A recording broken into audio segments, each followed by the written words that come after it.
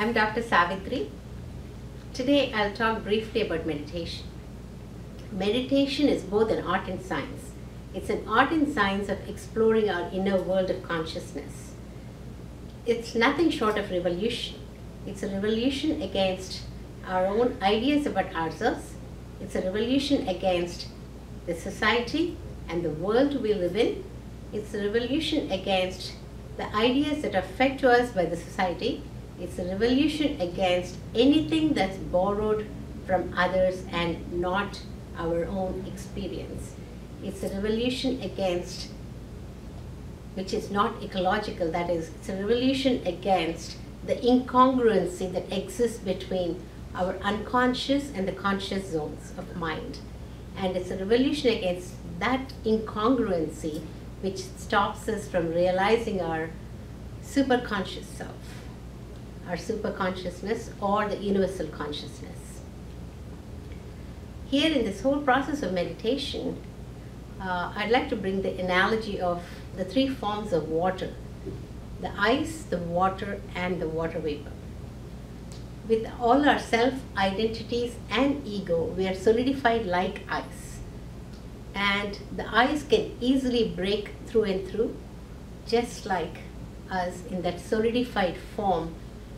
We can easily break mentally, physically, and emotionally. The next phase is the ice melts into water. But for that melting to happen, you need heat. With the meditation process, our solidified forms can transform into the water, the fluid state. In that fluid state, in that water state, you cannot break it, can you? And the next phase is the phase of evaporation. For the water to evaporate, it needs some intensity, some heat. The water needs to heat to a point where it bubbles. And in that state, it looks like it's in great turmoil. And then the transformation automatically happens. The water transforms into water, vapor, and that vapor has no boundary. It is like our individual consciousness is merging with universal consciousness. When that happens, when the meditation process helps us through this process, we realize our internal bliss.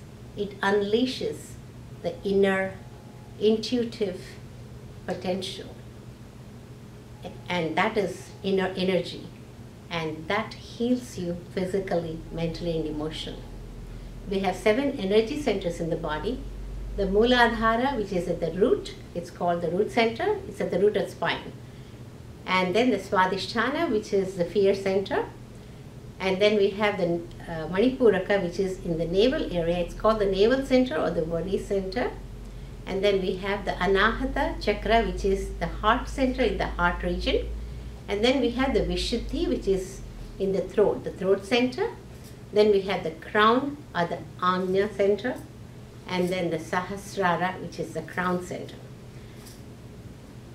All these 7 chakras or the centers can be energized. Some of them need catharsis and energizing. And this whole process of catharsis and energizing is a very important step in our journey. Thank you.